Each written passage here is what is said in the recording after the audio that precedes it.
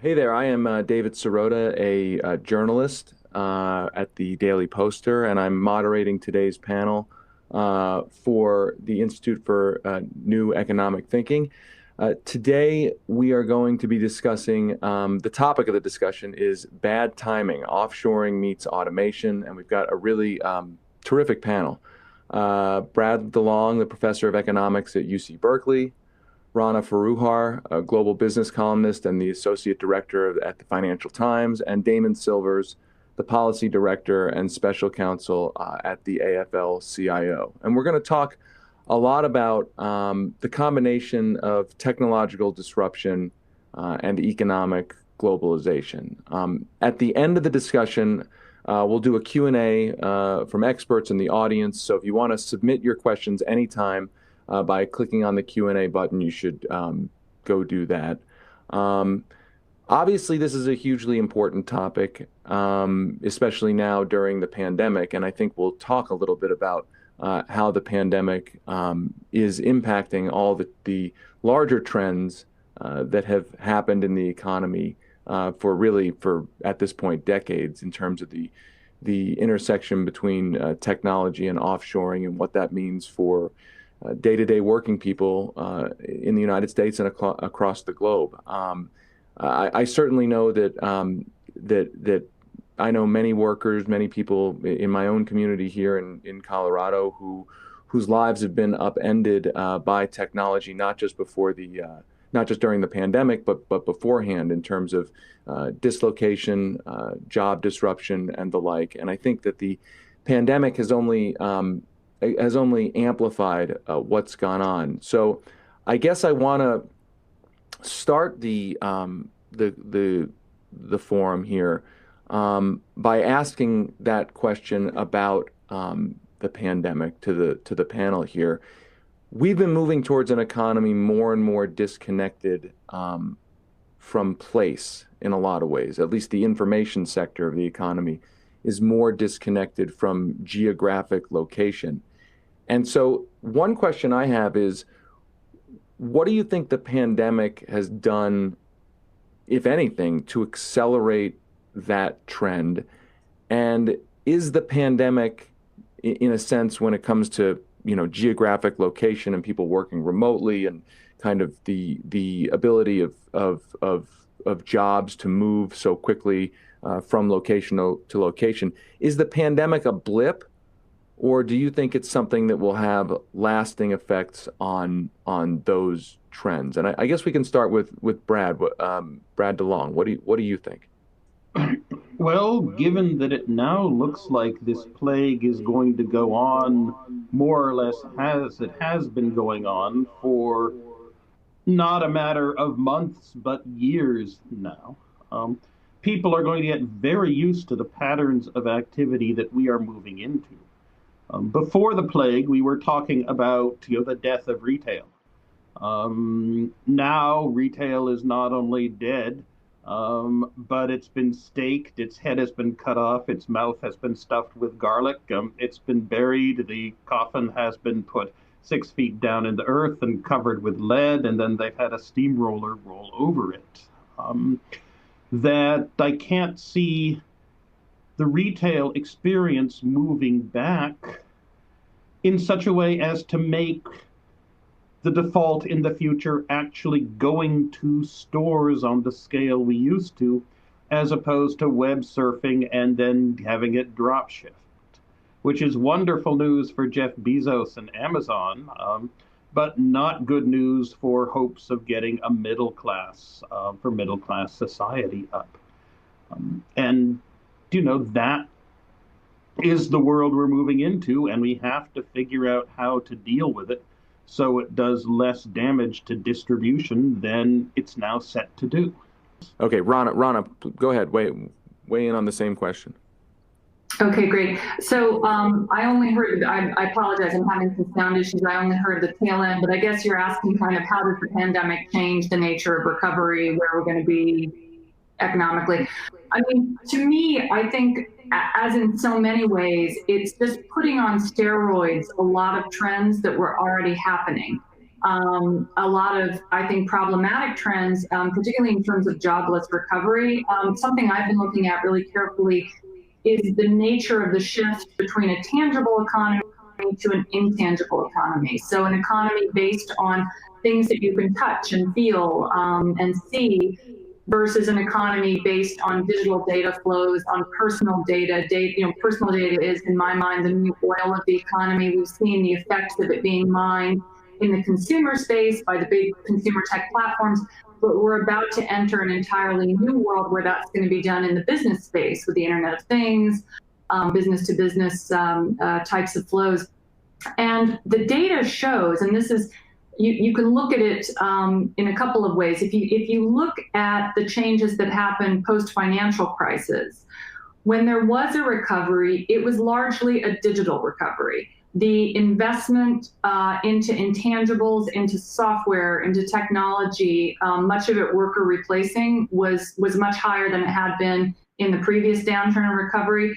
There's some initial statistics that suggest that that's going to be even higher this time. So even if we were to get, say, a GDP recovery in the next 1 to 2 years, I think you're going to be looking at employment rates that are not going to go anywhere back to normal for several years beyond that. And we're going to reemerge into this world in which the entire nature of business has changed.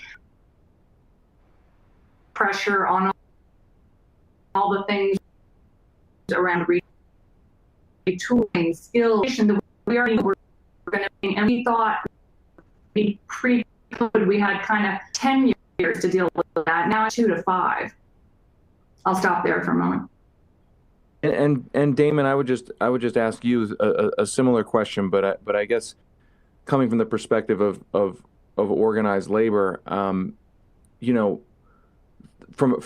a purely worker perspective, what do you think the pandemic will potentially permanently change as it relates to the day-to-day working experience for workers? Well, David, I think the first thing is that it's really important in this conversation, both in response to your question and more broadly, to understand that we're not discussing inevitabilities. We're discussing choices and decisions that business but more importantly, policymakers, both at a national and global level, are going to make and shape.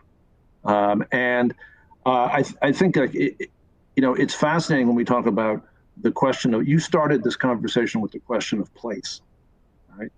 And I think from the perspective of people like the four of us who are in the sort of symbolic analysis business, that there's been a radical kind of elimination of the necessity of place. Now, whether that lasts or not, I think is unclear. A lot of businesses are taking a second look at whether that's really a good idea in terms of collaboration and productivity.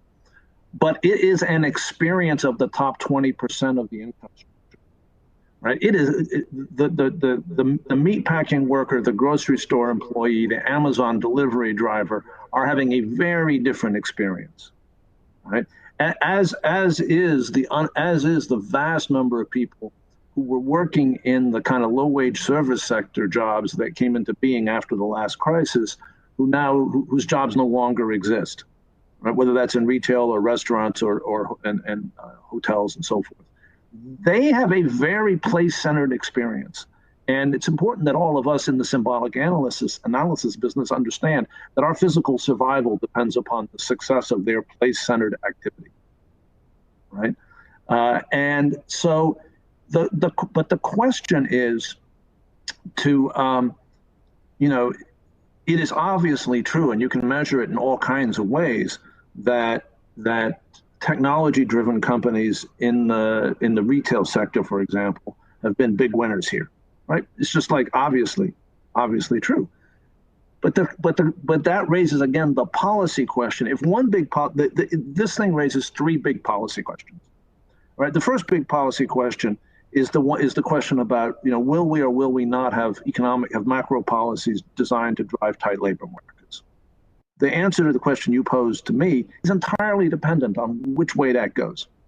The second question is, are we seriously going to invest in both the physical environment and the human capital environment in response to the challenges of technology and other challenges like climate change.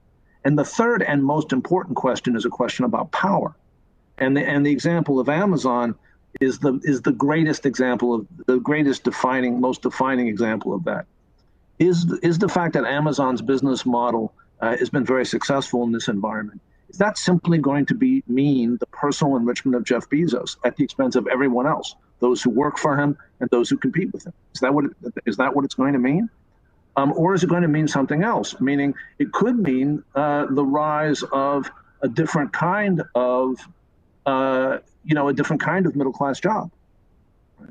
The question of whether the person delivering the Amazon package to your door and the person who put that package in that truck at the warehouse, the question of whether those are, as they are today, essentially poverty-level jobs, or whether they're middle-class jobs, that's a policy question. If you leave it to Jeff Bezos, I think we know what the answer is going to be. Segue into my second kind of question, which is, and we talked about the potential for a jobless economy. I recently saw some stats, must have been 6 months ago, about it was basically a list of companies that were it was profits per worker, and it was the sort of it was very celebratory of companies that had generated enormous profits per number of workers that they employ, and not surprisingly, it was primarily tech companies that were generating, enormous profits with relatively, comparatively small workforces. And to my mind, it raised this question of what inherently about, I guess, technology companies, or maybe even technology as a whole, seems to be related to generating large profits, large revenues for an exceptionally, comparatively small number of workers and stakeholders. And the business leaders say they look at those numbers and they say that they're great, but it's not necessarily great for workers. So I guess the question I have for each of you is, what can be done to make sure that technology doesn't further concentrate wealth? And then the even larger question is there something about technological innovation or a technology-based economy that is inherently tied to disempowering workers? In other words, are those sort of inherently together as phenomena, or is there something that we're doing as a society that makes them specifically tied together? And I guess, Rana, we'll start with you. What do you think? Yeah, so that's a great question. I tackled a lot of this in my second book, which looked at some of these questions. When I was researching that book, one of the best things I came across in terms of understanding this question was a very small book by Hal Varian, who is the chief economist at Google, called Information Rules. And it was written in the 1990s, early 1990s, and it basically lays out very clearly the nature of digital platform businesses and how they work. And they're monopolies, that they're set up to be monopolies. That, in fact, lots of people that work in these industries don't want to engage in the business unless it has a potential monopoly effect. There are network effects. There's opacity of a kind that reminds me a lot of the financial system. I think a lot about the similarities between big finance and big tech. Big banks still today, but pre-2008 sat in the middle of this hourglass of information, and they controlled what went through it, and only they really understood what was there. Tech companies have that power and more. They really have far less regulation in terms of creating transparency in that algorithmic black box, and that is part of the business model. If you wonder why the recent battle over TikTok went down to algorithms, it's because of that. That's the secret sauce. So superstar effect naturally built into the business model. Tremendous opacity in terms of the transaction, which, by the way, markets don't function when there is that kind of opacity. I mean, Adam Smith 101 is you need both sides on either end of the transaction to understand what is happening, what's being bought or sold or exchanged. These are barter deals. We're basically paying in data, not in dollars. So we don't really understand the transaction. And so I don't want to take up too much airtime. I could go on forever about this topic, but I think that the European approach to this problem is showing a lot of promise because the Europeans are thinking both about who owns data, right? This is, in my mind, they've got the rights for data. It is raw to us. Now, when there are other raw materials like oil or minerals being mined from people in Wyoming or Norway or Alaska, they get taxed for it. California is actually considering a digital dividend payment because they're taking into the kind of framework of what a new digital economy should look like. How should trade be done? How should these industries be regulated? Should the regulation of them look a lot more like some of the rules we have for the financial system? So I think that's a good start. It goes back to what Damon was saying about power and the plumbing. You have to talk about power. I'm very pleased that in the latest report that came out from the House Judiciary Antitrust Committee, there was a lot of talk about the pricing, which isn't really relevant here because, when stuff is free, meaning it's in data, the pricing issue goes away. So I think these are all good lines of inquiry, but we're at the beginning of this conversation, and it's going to be a complex one. I'll stop there. On top of, is there a direct connection, an inherent connection between technology and disempowering workers? What do you say to, the argument that anything that's been proposed to try to sever that connection between technology and disempowering workers will somehow reduce technological innovation? I mean, that's the sort of the standard line you hear. Anything you try to do to mess with the corporate worker relationship in the technology sphere, just like you hear it in every sphere, will somehow reduce innovation, reduce technological advancement. What do you say to that? You were on mute at the beginning. I mean, obviously, people who have benefited from a sort of grotesquely inequitable and likely unsustainable arrangement are going to have many arguments for why that arrangement is inevitable. One way of looking at this is historically. There isn't actually a lot of evidence that technological change is any more rapid today than it was, for example, in the 1950s, 1960s, or for that matter, in the 1890s. And we've seen very different outcomes in terms of the distribution of the wealth created by technological change at different times in the modern era. That would strongly suggest that this kind of universal argument that somehow Jeff Bezos has to get all the benefits for there to be technological change, that argument's false. There's another way of looking at it. And by the way, there are two things that actually seem to be true about who benefits from technology. One is, as Brad has said, I think often, it really depends on whether or not you have tight labor markets and employment.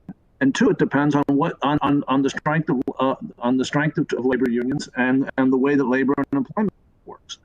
So leaving that aside, you can also look at it in the following way. Everybody who has studied this current era of technological change in terms of the rise of big data and algorithms and so forth has come to the conclusion that the real way to drive gains here in terms of productivity is the integration of technology in the workforce and the upskilling of the workforce in relation to that technology. What is happening instead is because of essentially the political economy arrangements, certainly in the more deregulated societies like the United States and the UK, what is happening instead is essentially low-wage regimes that where there's no incentives to increase the productivity of the workforce because labor is so cheap. And the real problem right now in the COVID environment is that it's damaged the labor market such as to maintain that kind of that kind of approach. I think there's really strong evidence that the opposite of what you were proposing as a straw man here is true. That essentially this era of technological change has come on top of a decades-long disempowerment of workers in the global economy, and that the result of that combination is explosive and destructive.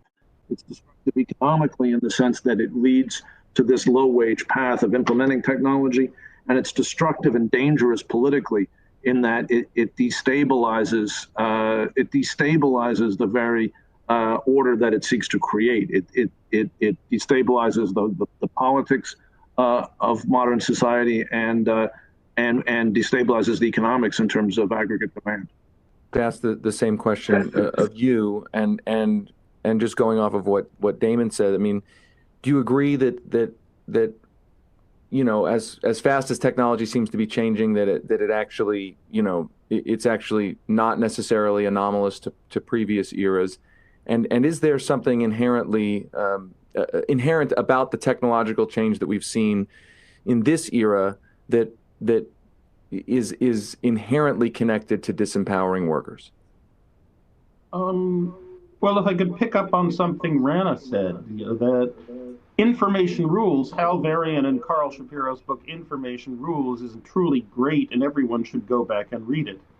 But I forget whether it's in the text or the subtext, but certainly when they were talking about it around here at Berkeley, one of the major themes of it was that we have seen this before, that most of the problems posed by the tech economy were also problems proposed by the mass production continent scale economy of the late 1800s. And wherever you look at interconnectivity or what's it or what's that, you can find an example in oil or railroads or distribution back then. And we solved those problems. It took us 2 generations, but we solved those problems. We took a bunch of activities that couldn't be supported by competitive markets into the government. We took a bunch more that were monopolies and we regulated them. We developed antitrust policies. And here to pick up on Damon, we built a labor movement. We built a labor movement to serve as an effective means of countervailing power for generations, in spite of everything that triangulating bastard Grover Cleveland did to attach a mail car to every train so he could use the U.S. Army to break the Pullman strike. So history is rhyming now. History is rhyming, but we dealt with it and we beat it back a century and a half ago. Now, if there is something to worry about, and not in a 5, but in a 50-year perspective, it was that it used to be that technology was about power. And so businesses that were expanding no longer needed to scale up by employing lots more human backs and thighs to move stuff around because we had automatic machinery or automatic non-human power sources. And then technology was about matter manipulation.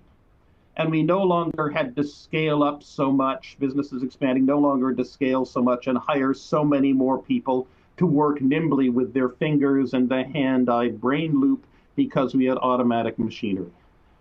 But every piece of non-human power, even a horse, and every piece of machinery requires a microcontroller. And the only microcontroller available was this supercomputer that draws 50 watts of power and sits inside a space the size of half a bread box that is the human brain. So as much as jobs moving stuff around or nimbly manipulating things with your fingers disappeared, jobs as microcontrollers for the machines were created or could be created. Plus, we had the absolute armies of information workers of every form of paper shuffler and so forth. That in a high-pressure economy made sure that workers' bargaining power remained high and allowed us to have a middle-class society in spite of everything technology would try to do. And perhaps the 50-year question is, okay, now we no longer really need human backs and thighs to move things around. We have power sources. Now we really no longer need nimble human fingers to manipulate things on a fine scale. We have, our automatic machinery. And now we no longer need nearly as many microprocessors to control our machines. Where is the human edge going to be? And where is the human edge going to be on a large enough scale in order to provide the demand for labor to make a path to a middle class society easy? What I would have said 2 years ago is that the human connection is going to be the thing for the next stage. That everyone needs a personal shopper, a life coach, a recipe coach, a psychotherapist, a general life cheerleader, an exercise director, and so forth. And once we add all together all of the helping professions and all the professions that we can design based on the fact that humans are social animals who do things in groups and that we're much smarter with someone to bounce ideas off of than we are thinking by ourselves, we wouldn't have a problem. The problem with COVID is that it destroys a lot of those potential opportunities for face-to-face human connection for the next 2 years. And that is the danger of sending us down into down a path in which the kind of extremely labor-intensive kind of face-to-face human connection economy drifts a little bit further out of reach. You a question about when you've mentioned tight labor markets. So it seems to me that there's this idea that technology potentially frees us from the need for so many workers to accomplish tasks. I often think of the movie, if you remember the movie Wall-E. Remember when they go up to the spaceship and everyone's just sort of sitting on a chair because all the machines can do all the work. Yep. And it seems to me that the debate, for instance, over universal basic income, UBI, is almost stipulating that technology is designed to create the opposite of tight labor markets. And, the utopian version of that is that everybody has more leisure time, everybody, because we've figured out a way to make the machines do all the work in society. Mm-hmm. I guess my question on that is essentially, does that argue against a future of tight labor markets, against a future of full employment, and for a future, granted perhaps that we've never experienced, but a future of where there's less work and yet people can, workers, but just human beings can survive? I mean, is there something? Is that an alternate formula for economic prosperity than the traditional formula for economic prosperity, which is, every tight labor markets, full employment, everybody working? Well, we moved from a world in which, from say a medieval European world in which 75% of people are subsistence farmers who have to give up some of their crop to the thug with a spear who comes around every 6 months, and in which for every 1 grain of wheat you plant, you get an average of 5 out, which has huge requirements for unskilled labor farming, but which is not at all a good society, to one in which now, what is it? You plant 1 grain of corn in Iowa and you get out 300. And admittedly, you've got to have enough nitrogen and enough water and enough other stuff. But you no longer need 75% of the labor force in agriculture just to get 2,200 calories a day. Instead, I think we have 2% of the labor force in agriculture. And at some point in the near future, if it hasn't already, gardeners, groundskeepers, and growers of ornamental plants are going to surpass farmers in terms of how many there are in the labor force. And we did not have a problem finding interesting and productive things for people to do as we went through that huge transformation. So I think that whether we have full employment or not, very much depends not on what technology is doing to us, but on what we are doing with our particular society. And that is a political economy choice. Already said history doesn't repeat itself, but it rhymes. Well, back in the interwar period, back when they tried to rebuild the gold standard globalized world economy after 1919, the central banks of France and the United States both began to think something really, really odd. That is, before World War I, it had been taken for granted that it was a gold standard. Gold was a means of settling payments. Depending on what was happening, gold would flow into a country, gold would flow out of a country. What your gold flow was a thing that you thought about, but it wasn't a thing that ruled you. And yet, after World War I, both France and the United States decided that every month in which there was a gold outflow from their country was a defeat. And they needed to do something about it. Almost always raise interest rates. And that they should hesitate to lower interest rates because it might produce a month in which gold flowed out of the country seeking higher returns elsewhere, and that would be a defeat. And after a decade of this, something like 80% of the world's gold stock winds up buried in the basements of the Bank of France and in the basements of the Federal Reserve Bank of New York.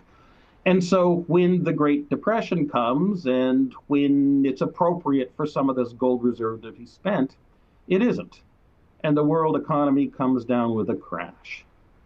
Now, since 1985 or so, with the honorable exception of Alan Greenspan as head of the United States Central Bank in the mid-1990s, and why someone who is basically a Randite, a disciple of close personal friend of Ayn Rand, would be the only one to take this road is something I still haven't figured out.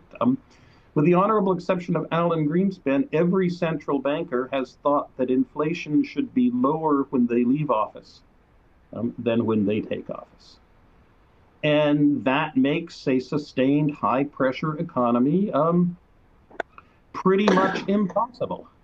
And that's the world that we've been living in since 1985, again, with the exception of Alan Greenspan in the mid-1990s saying, I'm not going to worry about the fact that our models are predicting that inflation is about to go up for a while. I'm going to wait and see what happens. I think, if you don't mind, I think we should be a little bit more generous to Janet Yellen and to Jay Powell. I think they've more or less followed in Alan Greenspan's honorable footsteps on that one. But David, the question you posed is a myth, right? It's just the universal basic income is an idea that sounds like a progressive idea, but is in fact ideological cover for companies like Amazon and Uber continuing not to pay a living wage and not to provide economic security to people who work for a living. Right? The reality is, the truth is that the proportion of the American population that works for a living has been growing for decades, and the length of time which people work has been growing. Right, and the idea that somehow we're going to have a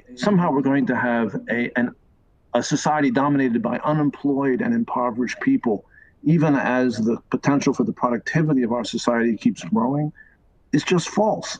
And it's really instructive to note that it's not the first time we've had this kind of conversation.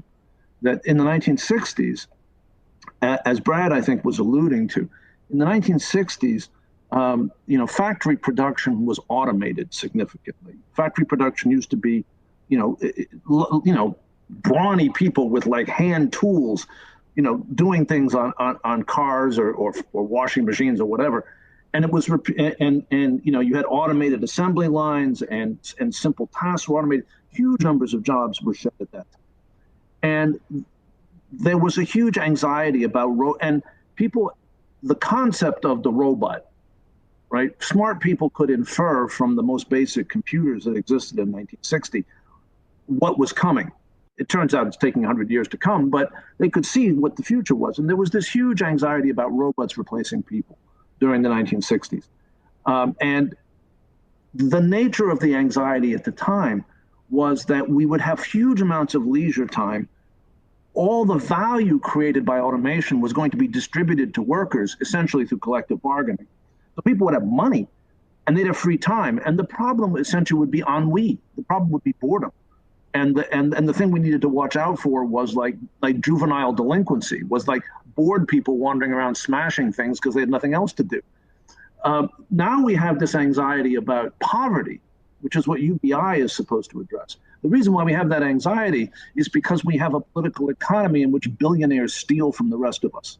That's the anxiety, as opposed to the rebel without a cause anxiety that we're all going to be rich and have all this free time and be self-destructive, right? And the technological problem is exactly the same.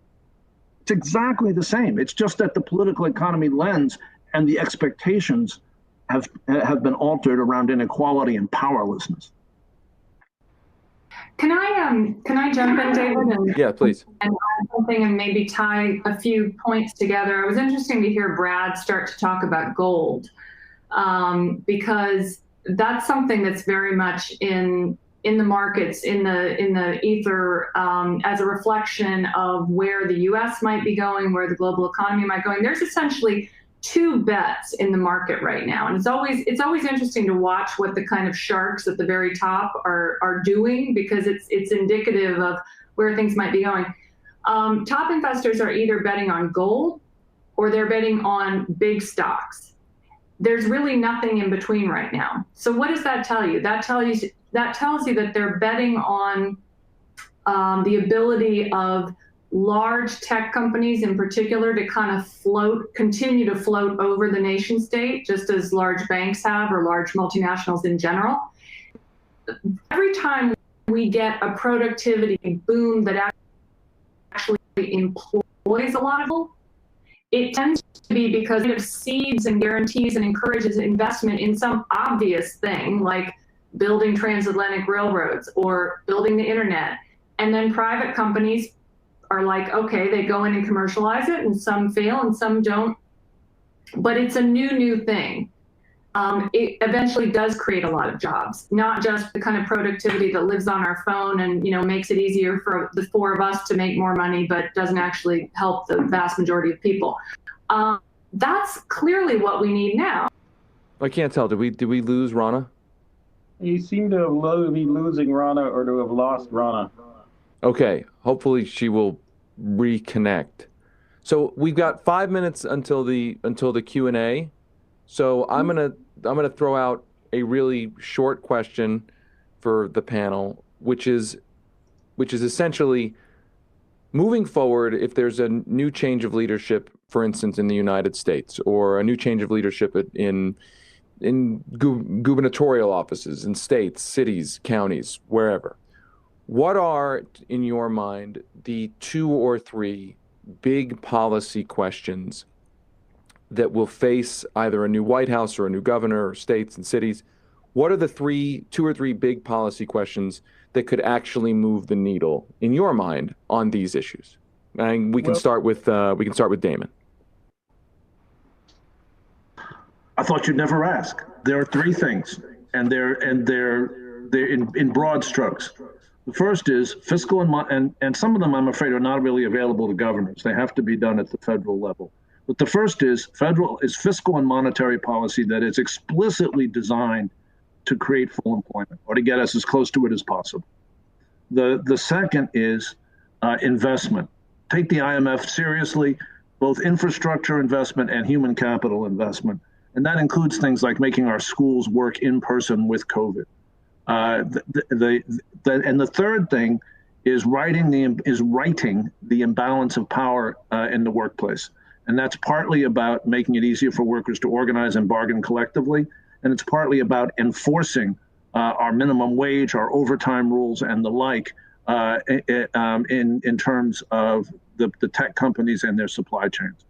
It's those three things, and pushing back on people who are doing what Brad was talking about in terms of the 1920s. Pushing back on anybody who says the most important thing we ought to be doing is, deficit reduction or protecting the value of the dollar or something of that nature. Let me second what go Damon ahead. said. Go ahead. That, the fact that the high pressure economy makes all other issues solvable, but without a consistent high pressure economy, relatively little can be done. And this idea that somehow there are constraints on our ability to put everybody to work.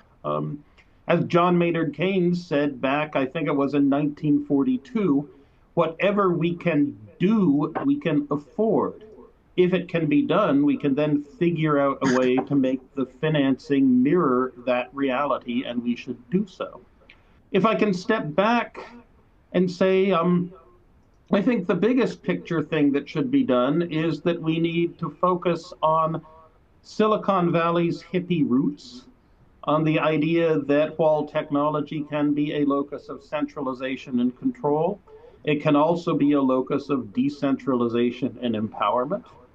That kind of a decade and a half ago, there was a strong belief in Silicon Valley that technologies developed by oligopolistic firms will very rarely be the second. And so Silicon Valley, in its hippiness, declared war on IBM. Look at the Apple 1984 Macintosh introduction commercial.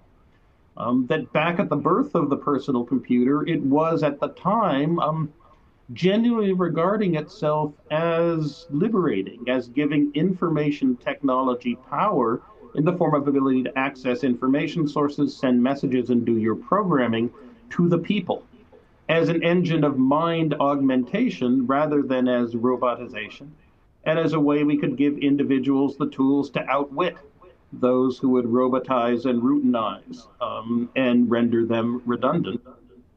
We should think again about those debates of a generation ago.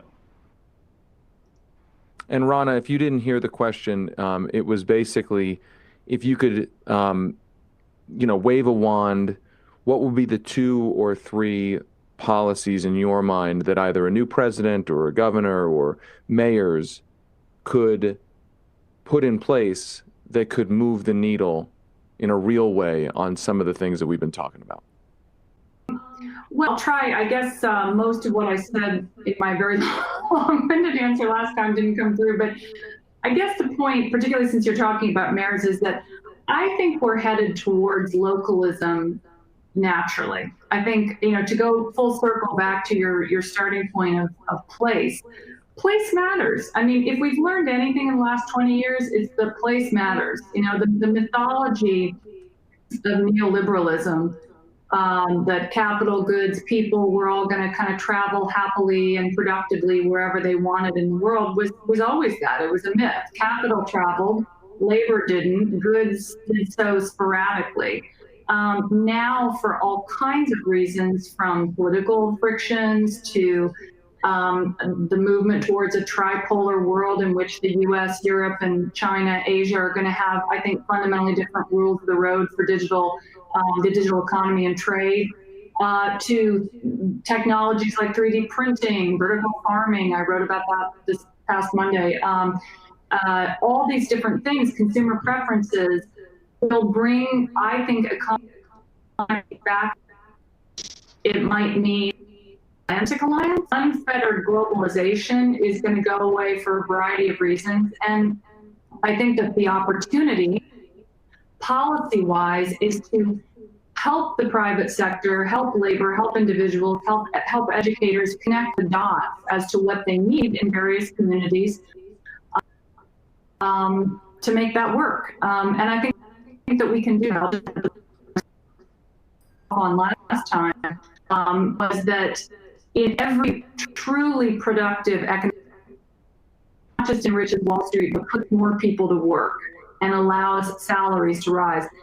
Happens when the public sector creates a kind of a foundation or seeds a new technology or a major new national project like the transatlantic railroad, like the internet, We have obvious things we could be doing, not just in the U.S., but elsewhere around clean tech, green tech, quantum companies that could do that and could actually, and I would agree with UBI. The only people I know that love UBI live in Silicon Valley. I've never met a worker in a factory or in an actual like town in middle America that thought it was a great idea for someone to just send them a check. People need the dignity of work, and they deserve it, you know? Okay, so we're going to go to the Q&A now. We've got about 15 minutes for Q&A. If folks who are watching this want to, type in questions, they can. There's already a bunch, so I'll start with the ones that have come in. Let's start with this one about the Federal Reserve. This is a question about monetary policy. Why is the Federal Reserve and Treasury, why are they reducing rates and putting a lot of stimulus that ends up creating asset bubbles instead of bridging the wealth gap, and creating a lot of economic inequality? I've heard that. I mean, there is that argument that super low interest rates inflate asset bubbles and the like. I would just open that up to anybody on the panel who wants to weigh in. What do you think about monetary policy right now? Is it helping, hurting? Is it dealing with any of the questions that we've discussed? The Federal Reserve has a hammer. And so when there's a nail that's sticking out, the Federal Reserve can hammer it down. Now, the particular nail that the Federal Reserve hammers down is that if there is unemployment in the economy, the Federal Reserve can do things to flood the economy with liquidity and so reduce interest rates. And by reducing interest rates, it raises the values of investments that pay off in cash, and it raises the value of things, and thus by raising the value of investments, it makes it more profitable to build the things that then support the cash flows that those investments yield. So it's a Rube Goldberg machine of sending a signal to the market economy saying, hey, something that has a long-term payoff, and didn't think it was worthwhile for you to undertake last year, lo and behold, now we have shaken the intertemporal asset structure out into the far future in such a way as to make it profitable for a company to take some of these unemployed workers and put them to work doing something that won't realize value until far in the future. The boosting asset values is the point, right? It's not a side effect. The fact that this then enriches people who have invested and will invest in owning those assets is part of the point. It's not a side effect. If you think unemployment is bad and you think the Federal Reserve should do something about it, then this is what you accept will happen. If you don't think unemployment is bad, well, then you can criticize the Federal Reserve. And you can criticize the system in which the Federal Reserve appears to be the only even semi-competent, semi-technocratic organization out there that is actually able to act in an attempt to do something. But those criticisms of the Fed seem to either be criticisms of the system or dismissals of unemployment, saying that putting people to work is less important than avoiding the creation of financial vulnerabilities at some point down the road. Okay, I'm gonna throw out a bunch of these questions. Yeah, go ahead if you want to answer. Go ahead. Oh yeah, disagree. Yeah. Please disagree. No, I don't want to disagree. I just want to be real pointed here. The reason why the Fed's low interest rates are the tool they have because fiscal policy is paralyzed, right? We've been waiting for Congress to act on the HEROES Act for 6 months, which everyone agrees truly is needed, including the chairman of the Fed. And I think we're going to see a shift in this environment if there is a new administration to a debate about fiscal policy. But and the second issue is, and where you can be critical of the Fed, is that they really should be using their bank regulatory powers to ensure that when they pump liquidity into the economy, as Brad was saying, that liquidity is channeled into productive activity and not into asset bubbles. Janet Yellen made a speech about this in 2013, but kind of didn't follow through because the Fed's internal culture doesn't approve of this. But if they're gonna, but the thing we need to be aware of is that the Fed will tell you they do what they do because the people responsible for fiscal policy are refusing to do their job. And I think that question could be that issue could be very different in a different political climate next year. Well, and Janet and Jay are consensus builders, and the Federal Reserve is weirdly structured so that the Federal Reserve Bank presidents have strange views of the world in many cases. But we don't need to go there. So I'm going to throw out because of the technological challenges of doing this over in this forum. I'm going to throw out a bunch of questions, and then why doesn't anybody who wants to weigh in on any of these questions just weigh in? So here are a couple questions. One, how do we conceptualize unions in the digital era? How can we build bargaining power in the gig economy? To what degree can AI replace non-routine jobs, specialized jobs like lawyers and doctors? And what would that mean for the future of work and education? On the question of education and reskilling, can folks talk briefly on the ways to be a bit more inclusive and increase mobility? And then here's a question related to the need to tame offshoring strategies of the giant retailers. Is there a way to do that?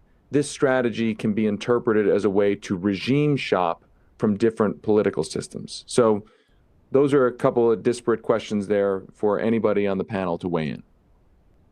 What a silence. I'll talk about the union questions for a second, unless someone else wants to jump in first. I don't know. No, we lost Rana again. Perhaps if she's able to get back on, we should defer to give her a chance to talk. Very quickly, unions. The word union does not refer to a specific thing in the way people think it does. Unions have changed a lot historically. There are unions today that have different sort of organizational forms, reflect cultures of different workplaces.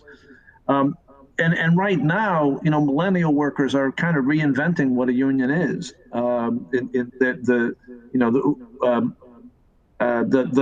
Uber and Lyft drivers are quite anxious to have unions. They're being blocked by the law, right? And the unions they create are likely to be a reflection of their culture.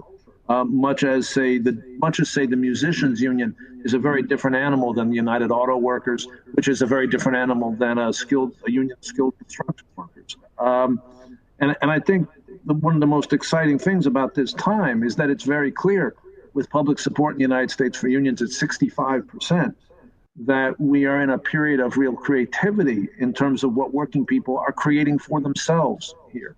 I'm not at all concerned about the idea that somehow the digital economy is one in which democratic action by working people is impossible. I think the problem right now is that we have a repressive legal system and a repressive political economy in relation to that urgent need.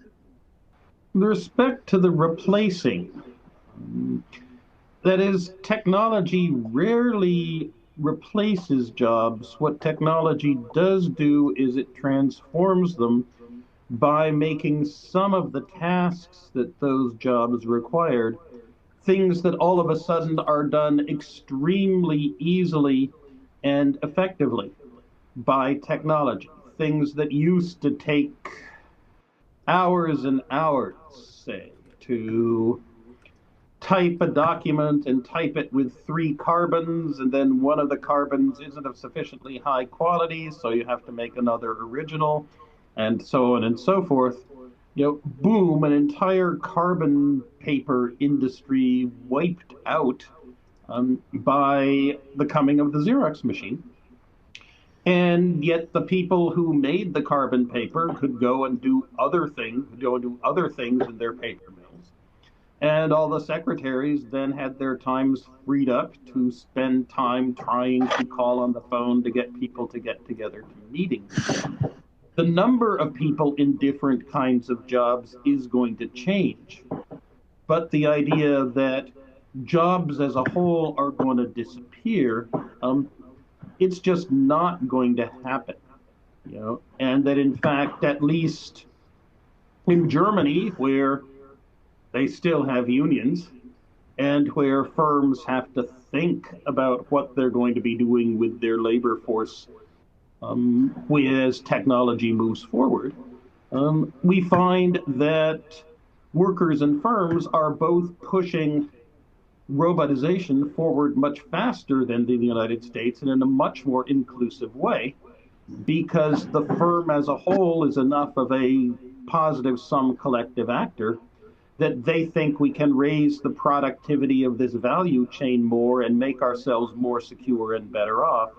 And we will be able to find things for those of us who no longer have jobs doing exactly what we did 5 years ago in our organization, and that will not be a big problem. That look at Germany, it's managing to handle it. I think we are now officially out of time, so I want to thank the panelists. And It was I thank you, David, for being a wonderful moderator.